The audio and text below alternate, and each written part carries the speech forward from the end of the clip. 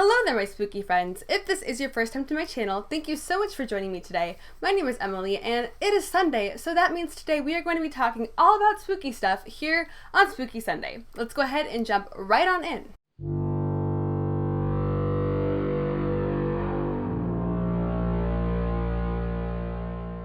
So I hope that you guys are having an absolutely amazing Sunday.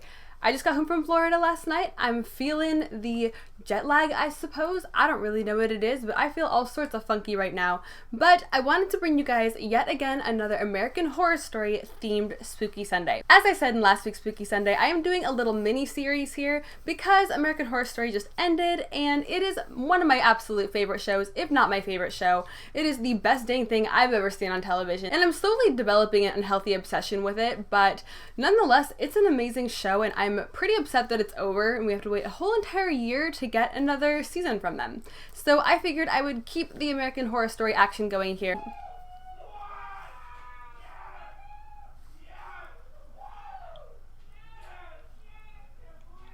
Are you guys hearing this? I can't even imagine what that probably sounded like to the neighbors. I don't know if you guys heard that, but people were screaming and hollering.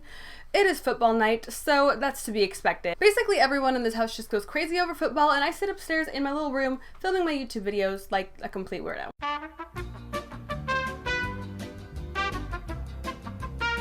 But I digress. Back to American Horror Story and Spooky Sunday. So as I was saying, I am doing this every single Sunday. I'm just basically going to do it until I run out of ideas to talk about here. And in Horror Story, there is a lot of real life events that the producer puts into the show, and he kind of tweaks them here and there. But a lot of the things that happen in the show that are really scary are actually based off of real events, and the producer chose some really interesting things to throw into the show. So I figured I would cover some of those here and give you guys a little taste of the American Horror Story version, and then tell you the real, true version of the actual story. And of course, these are all going to be spooky and creepy, but today we are dipping our hand into the conspiracy cookie jar here, which is a cookie jar that we haven't really dipped into very often here on my channel. And considering that I do make spooky videos, you think that I would do conspiracy videos more often. I don't really know why I don't, because I watch them like no other. I watch them every day. I love them, whether I believe them or I don't believe them. I just like hearing these weird theories. It's interesting to me. But nonetheless, let's go ahead and get right on into today's topic. And we are going to be discussing the ending of American Horror Story Apocalypse Season 8, I believe. So if you have not watched it and you want to, I highly suggest not going forward quite yet. Go ahead and pause this, go watch it, and come back. I don't want to spoil anything for you, so you have been warned. But American Horror Story Apocalypse is the new season that just ended on Wednesday, and I'm so sad it's over. It was so good. But basically the story was about the nuclear apocalypse, as the name would say. But the man who brings on the nuclear apocalypse is actually the Antichrist himself, which is kind of weird, but you know, they went there. And there's basically a lot of satanic imagery and a lot of kind of satanic stuff in it, obviously, because it's the Antichrist. What do you expect? But there was a specific topic that they touched on in, I believe it was episode 8 out of 10 in the season.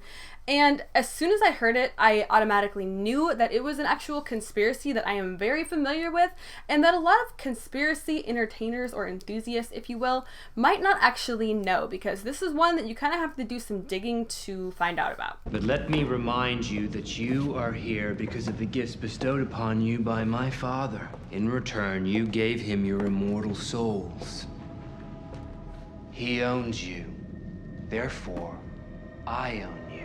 Now, just a little precursor here, we are going to be talking about the conspiracy and we are going to be talking about a possible real life event, and I am in no way, shape, or form saying you gotta believe this or I believe this. I'm like 50-50, right down the middle, split. I believe that anything's possible, but at the same time, I think that there's also explanations for things, so I'm like right in the middle. So I don't really have an opinion on this other than me just really enjoying it as a story. But basically throughout this season, we're basically keeping up with characters that are surviving the nuclear apocalypse. You know, they're all stuck in this little outpost, which is like the nuclear sanctuary, if you will. They're stuck in there because they paid $100 million to basically be saved from the apocalypse and just be shut into this shack for God knows how long. But it doesn't matter. Even if they're miserable in there, it doesn't matter because they survived and no one else did. But obviously these people would have to be really, really rich to survive, because $100 million, I mean, not everyone has that kind of dough lying around in their bank, ready to throw at some dude saying that they have a nuclear bunker for you.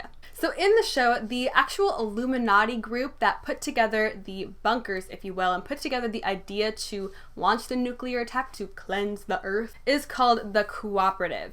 and they're basically supposed to be the Illuminati. They even say they used to be called the Illuminati, and now they're just called the Cooperative. And there's a specific scene where the Antichrist himself is talking to the members of the Cooperative, Illuminati, if you will. They all have masks on. It's super intense, super dramatic, but super cool. And he's basically saying that all of these people who are in the room are CEOs, actors, entertainers, celebrities, like billionaires, you know, all the people who are very, very successful in the world. And the reason why they have their money and the reason why they are there with him is because they sold their soul to his daddy, Papa Satan, I suppose, and they live by Papa Satan. Now this perked my interest because like I said earlier, I'm always looking into conspiracies. I watch them when I am getting ready in the morning. I just like listening to them along with makeup videos and like gaming videos. You know, we got a nice little mix of things, but I always listen to conspiracies, and there are some times that I get into some really deep and dark ones that freak me out a little bit. And there have been a few that have freaked me out a bit involving people of power and people with a lot of money basically selling their soul to get there. And this is not a new concept at all. This has actually been around for a while. Basically, since the idea of Satan was brought into the world and humans were able to talk about him, people have been speculating that you can make deals with him and basically have this entity grant you powers. And the producer of the show, Ryan Murphy, definitely did his homework, and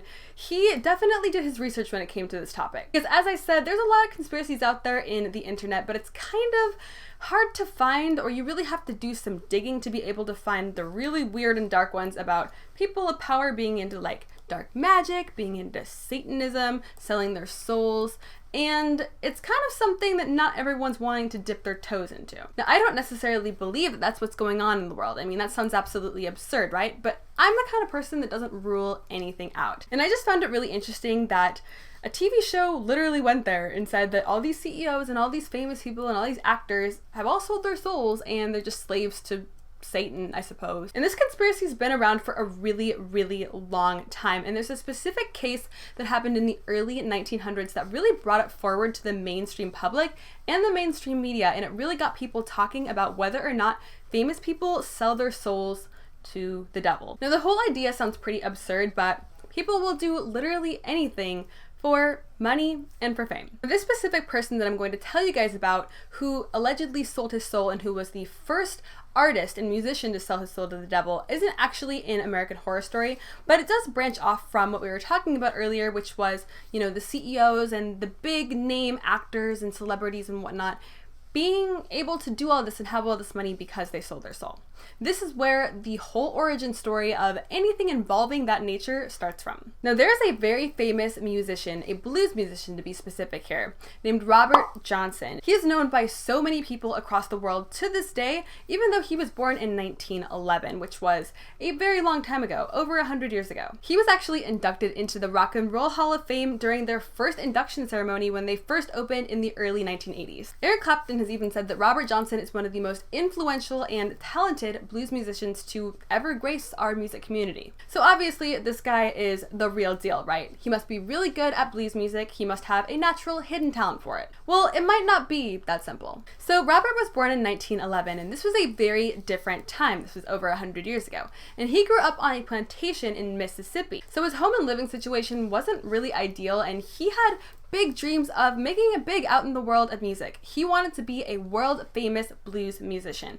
But there was one problem. No matter how determined and how hard he tried, he just wasn't good at playing the guitar. And you cannot be a blues musician without being able to play the guitar well. It's practically in the genetic coding of blues music to have a blues guitar. So Robert knew that he was not good at playing the blues guitar, but he kept trying, he kept practicing, he was doing all that he could to make his dream come true. Unfortunately, he just wasn't talented at playing the blues guitar, and sometimes we want to be good at something, but we're just not talented at it. For example, I'd like to be a WNBA player because I could make millions of dollars, but I'm 5'3" and I suck at sports. That ain't happening for me anytime soon. One night when Robert was alone, he had a sort of vision, if you will. He started to hear a voice and envision a presence, if you will, that would literally change his life forever. The voice that Robert was experiencing presented himself to Robert as none other than Satan himself. And Satan was here to help Robert out, allegedly. Satan told Robert that he had a proposition for him. A very sinister proposition, but a proposition nonetheless. He told Robert to meet him at the Dockery plantation at exactly midnight on the dot. And Robert obliged. He wanted to be a blues musician so bad that he was willing to go to the ends of the earth practically to become a famous blues musician. So midnight rolls around and Robert shows up ready to confront the devil at Dockery plantation. And walking up the plantation towards Robert comes a tall, large, dark man. Robert immediately knew that this was no man. This was the devil in basically a disguise. The devil asked Robert if he wanted him to fix his guitar to sound better. And of course, Robert said yes. So allegedly, according to this legend, the devil took Robert's guitar and played a few strings and plucked a few strings and just tuned things around a little bit. And then the devil put on a little concert for Robert and played him a few songs and handed back his guitar. The devil told him that these songs would get him famous and they would get him all the riches that he wanted, all the fame that he wanted. These songs that the devil handcrafted himself and gave over to Robert would make him timeless. And of course, Robert was ecstatic because he had been struggling. Even though he had this dream, he had been struggling so hard with just not really being talented at playing the blues guitar. Well, upon going home, Robert starts playing his new tuned guitar, and to his shock and happiness, it sounded absolutely beautiful. Robert took the opportunity to put himself out there and show the world what his talents were really made of. Very quickly, Robert became a sensation. He became the name of the blues music industry. He quickly got all the riches that he wanted, all the fame that he wanted, and he would go down as one of the best blues artists to ever grace this earth. He was basically a blues sensation and had so many hit songs that were known all over the world. Allegedly, his most popular songs to this day are the exact same tunes that the devil played for him. Now, Robert got everything that he wanted, and he got everything that the devil promised for him. He got fame, he got fortune, he would go down as one of the best blues artists in history. People would know his name forever. He was timeless. So the devil gave Robert what he wanted and filled his half of the bargain. But Robert hadn't filled his yet. But that would all change on August 16th of 1938. No one really knows what exactly happened or how it happened or why it happened, but somehow Robert Johnson died. Now, there have been so many different speculations about what happened to Robert Johnson. People have speculated that he may have possibly been flirting with someone's girlfriend and some dude tried to get revenge on him, or maybe he got into a fight, but there is no for sure answer. We don't know what happened to him. He died at the very young age of 27, and if that is ringing a bell and sounds familiar to you, he was the very first member to join the 27 Club. And I could literally do a video on the 27 Club. That's a whole nother can of worms that we don't want to get into here today.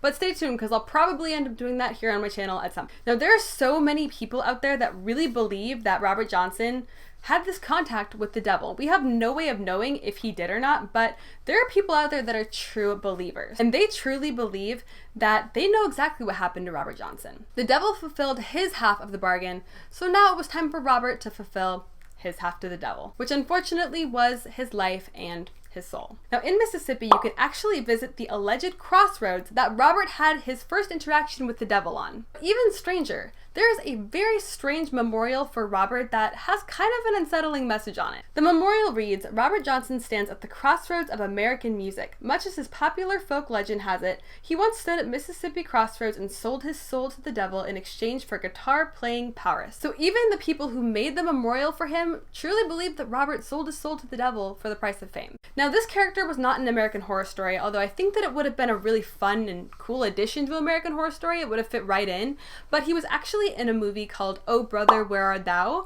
And I watched that movie with my boyfriend about a year ago, and I immediately knew who the character was as soon as he showed up. He's only in the movie for like 10 minutes, and I knew exactly who it was. He was a blues guitar player who was not very good at it, but wanted to be, and sold his soul to the devil to become famous. I could spot that was Robert Johnson a mile away. But how does this tie back in with American Horror Story, like we started the video out with here? So obviously, the news that Robert Johnson had died, and died under suspicious circumstances, and had gotten famous under even more suspicious circumstances, spread all over the world. And people all over knew the story and the legend of Robert Johnson selling his soul to the devil to become famous. And like with anything that we do here in the world, when one person does something, an entire group follows. Now, this all ties back into the conspiracy and to American Horror Story because allegedly a lot of the people in Hollywood, a lot of the CEOs, a lot of the billionaires may have not gotten to their fame on their own. They may have had a little bit of assistance. Now, this is all conspiracy talk and this is all speculation. None of this is true, really, but You know, according to the legend, people say that people in power right now and people who are actors, musicians, may have gotten there through selling their soul. And for many, the idea of fame and fortune and being a timeless name is worth selling your soul, but is it really?